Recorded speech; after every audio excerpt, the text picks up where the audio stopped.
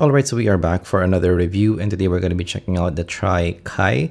So rhyming, and that is from HBB as well. So really excited about this because around $79 DLC driver, and of course HBB. So I think this is the more expensive one, or the most expensive from HBB collaboration yet. So Chris, nice that you have more collaborations. You're getting the Tri-Kai 36 ohm impedance as well.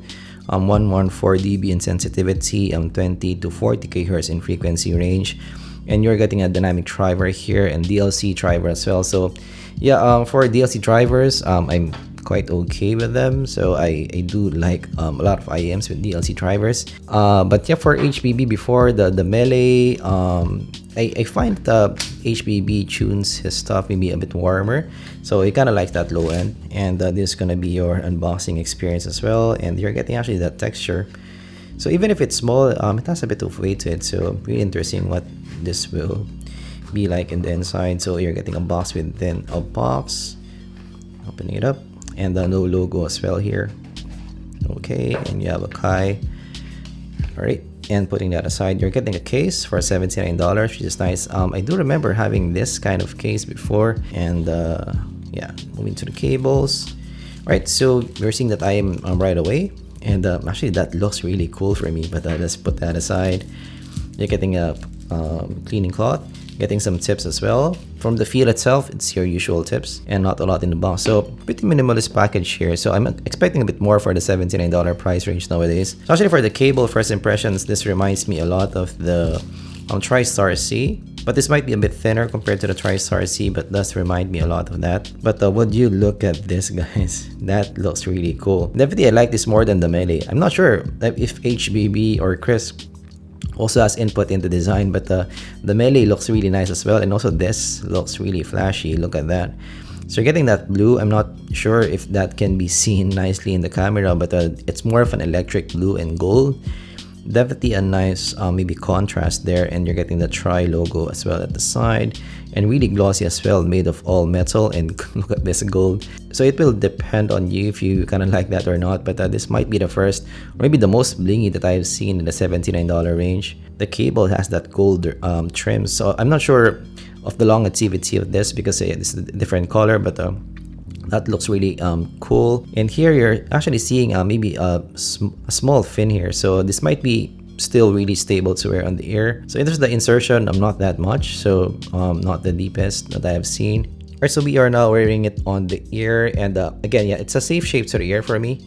So the fit is actually not that snug, but it's very stable to wear on the ear because of that hair hooks, because of that maybe smaller fins. They were able to find a balance that it's quite stable but not that suffocating to wear. In terms of the isolation, not that good. So I have seen other ones that isolates better than this, maybe because of that maybe lighter maybe insertions to the ear. So for some live monitoring, you might choose other IEMs if you need the utmost isolation. In terms of the comfort, this is pretty good. So I'm definitely right up there.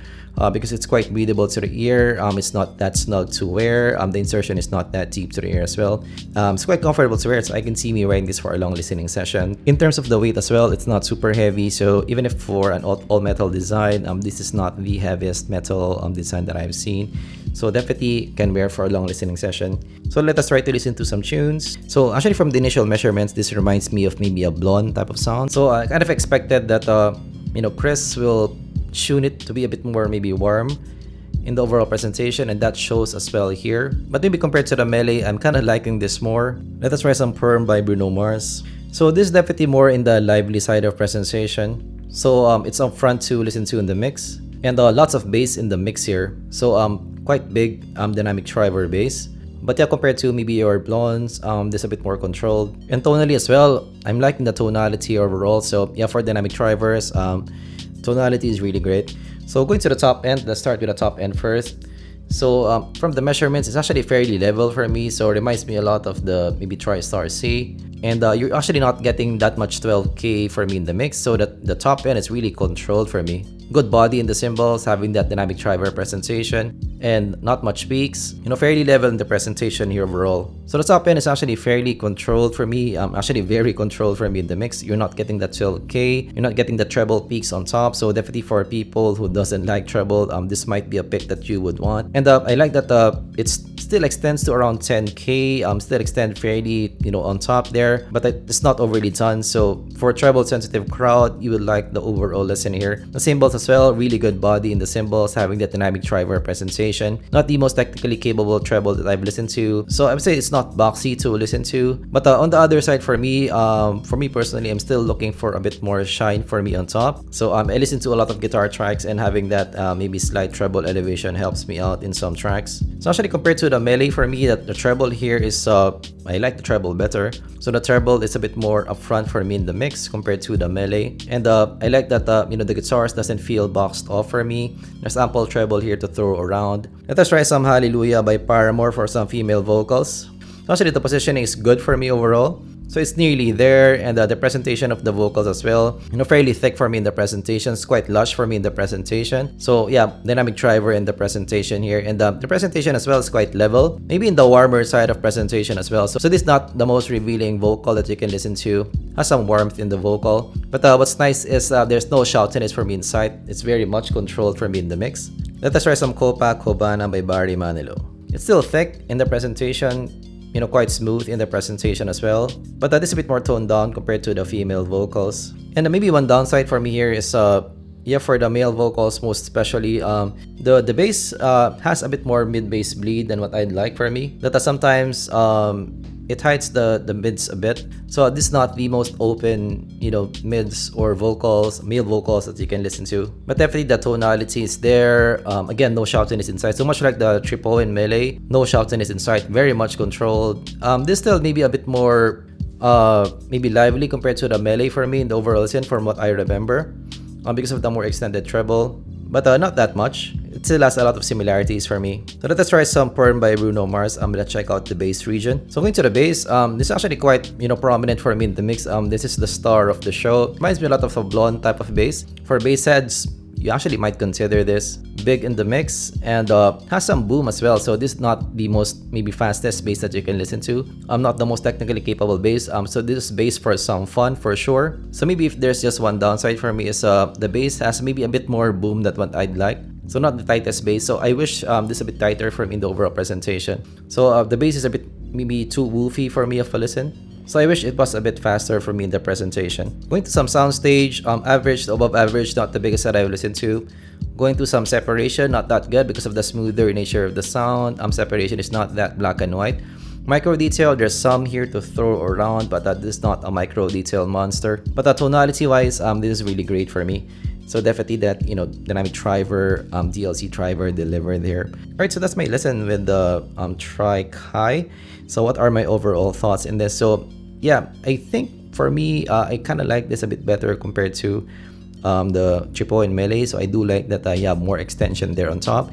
There's still a very much, Chris from Bad Guy, Good Guy audio sound. So I kind of expected that there's gonna be more warmth or low end to the sound because that is what he likes from what I've listened to so far. And this is maybe a bit more trebly version of the Mele for me. So the treble is a bit more elevated, especially in around maybe 9K, 10K region. So a bit more extension there. So it reminds me a lot of the Blon, but maybe more controlled version in the bass region compared to the Blon. Definitely this can be for bass heads, having that really prominent bass at the bottom.